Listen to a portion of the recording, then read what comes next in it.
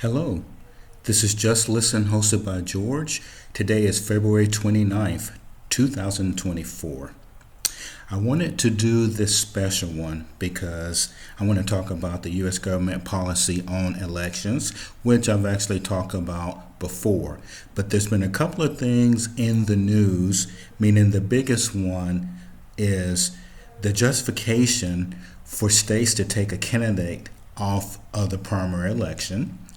And I'm specifically talking about that last night late, a judge took Trump off of the primary ballot in Illinois.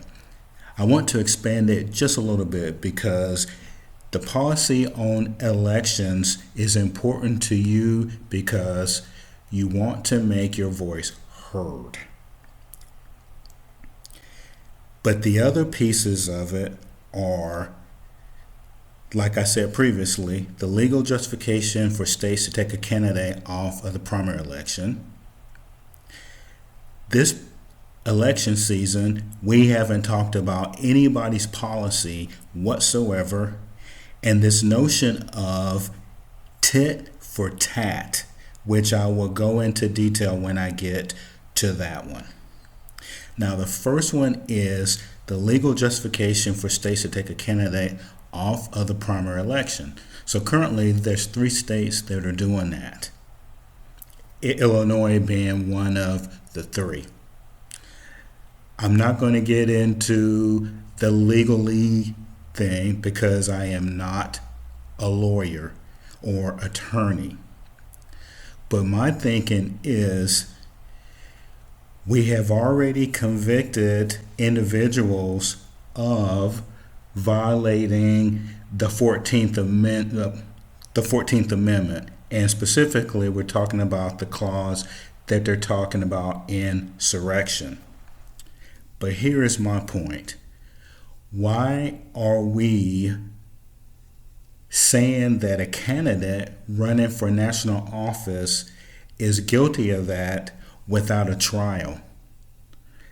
This individual has not been convicted of it, and no one in the country goes to jail or is penalized when they haven't been convicted of it. So therefore, whether you like the ex-president or not, we can't just rush to judgment and say that that person's guilty. And like I said in a previous podcast, we are dangerously running into future issues. What if the other side says later on, well, that guy did that, and I interpret it as insurrection? But I'll talk about that part when I talk about the tit for tat.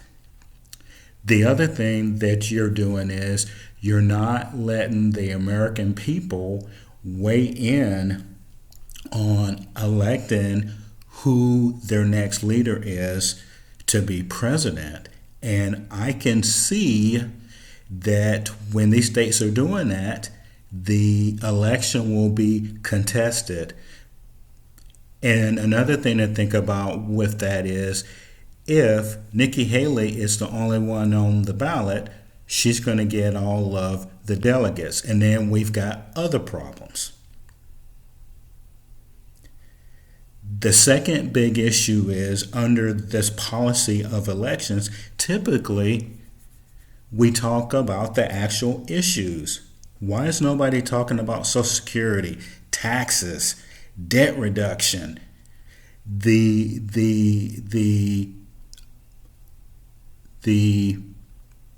tax cuts are expiring that corporations got? And that's a big one. And I've been telling you guys that come January next year or February, those are going to expire. And we need to be talking about it. Policy is what we should be talking about. Social Security is supposed to run out or be in trouble by 2035. The tax rates are going to have to go up. Why? Because We are funding all of these things abroad, and there is no talk of debt reduction. How do we get this deficit down? We should be talking about that during presidential years. The next one is tit for tat. The infliction of an injury or insult in return for one that has been suffered. So basically, that means is when one side does it, the other side retaliates and tries to do the same thing against, in this case, their candidate.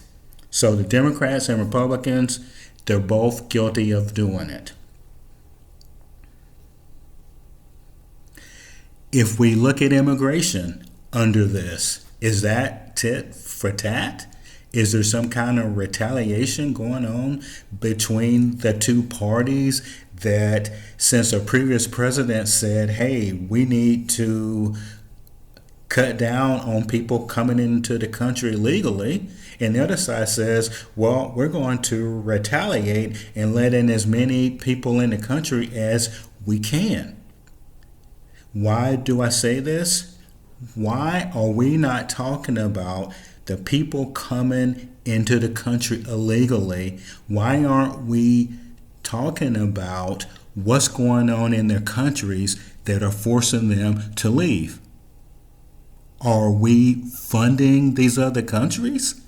There is no talk on it, and you can search the internet, and there's nothing coming from the current government to even talk about this. The effects of the high deficit. In our current environment, the only thing we hear the politicians talking about is arguing over how much money they're going to give each side. The policy of freedom and democracy is too abstract for us to say that that leads to funding, because we're not getting any results. Tell me what we funded in the last 6 years, 10 years, that we have seen a difference of freedom and democracy. Why are we so laser focused on impeaching government officials? We did that with the previous president, and as far as I know, he wasn't harmed. And for someone to put that in history or in a textbook to teach kids means absolutely nothing, because we haven't stopped that individual from running again. And also, I go back to this tit for tat. And that's the last 15 to 20 years. That's what I see really going on in the U.S. One side does it, the other side retaliates.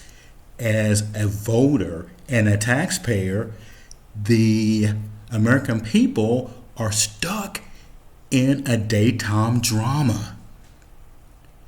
And we need to hold our politicians accountable and simply don't tune in to any news station that's just talking about this back and forth, unless they're talking about the real issues that I talked about earlier with Social Security, taxes, debt reduction. Okay, let's tune them out, because if we want them to talk about what I just said, that's the only way to do, and then email them and say, hey, we only want you to talk about that. That's one way to do it. The other thing is, if a candidate has not been convicted of the crime that you are accusing them of, you cannot keep them from running. It doesn't matter if you like the person or not. That could be us. And with this insurrection thing, there were a lot of politicians that it didn't charge. And I said that before. It only looks like that they're charging common people and putting them in jail, which I would call even more unfair. If everybody's equal under the law, then they need to prosecute a couple of senators that were in line with what they are accusing the ex-president of. This is important. We need to vote in this election. And I always talk about policy. I don't care who you vote for. I'm neutral on that. You vote your interests. And there is great intelligence in the American people.